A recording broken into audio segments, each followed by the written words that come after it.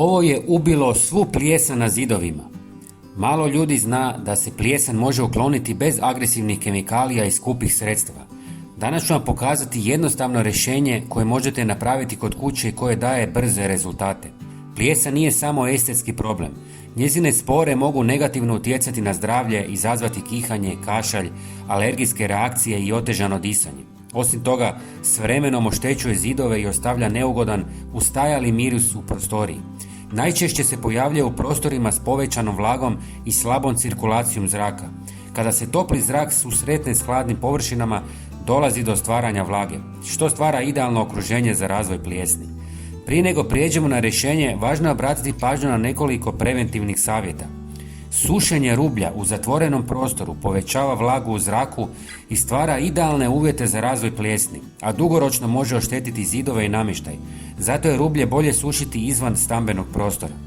Namještaj postavljen uza sam zid sprječava cirkulaciju zraka, zbog čega se vlaga zadržava i lakše dolazi do pojave plijesni.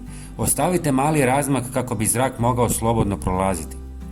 Redovito provjetravanje smanjuje vlagu, sprječava stvaranje plijesni i poboljšava kvalitetu zraka u prostoriji. Sada prelazimo na prirodne metode koje pomažu uklanjanju plijesni i kontroli vlage. U 200 ml vruće vode dodajte čajevac, jer sadrži prirodne antifugalne i antibakterijske spojeve koji uništavaju spore plijesni. Njegova eterična svojstva sprječavaju ponovno širenje i rast plijesni na zidovima, čak i u vlažnim prostorima. Osim toga, čajevac neutralizira neugodne mirise i djeluje bez agresivnih kemikalija. Ostavite da odstoji par sati i zatim procijedite. Zatim dodajte 100 ml alkoholnog octa, jer njegova kiselost uništava spore, sprječava njihov rast i pomaže u dezinfekciji zahvaćenih površina. Napunite špricu. Pripravak poprskajte izravno po zahvaćenim površinama i ostavite da djeluje 15 minuta.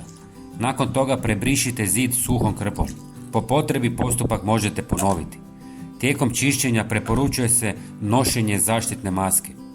Za dodatno smanjenje vlage u prostoru idealno rješenje je odvlaživač zraka, no oni često nisu povoljni. Kao jednostavniju alternativu možete koristiti običnu kuhinsku sol ili rižu. Veće količine soli stavite u posude i rasporedite ih po prostorijama gdje se vlaga najčešće zadržava.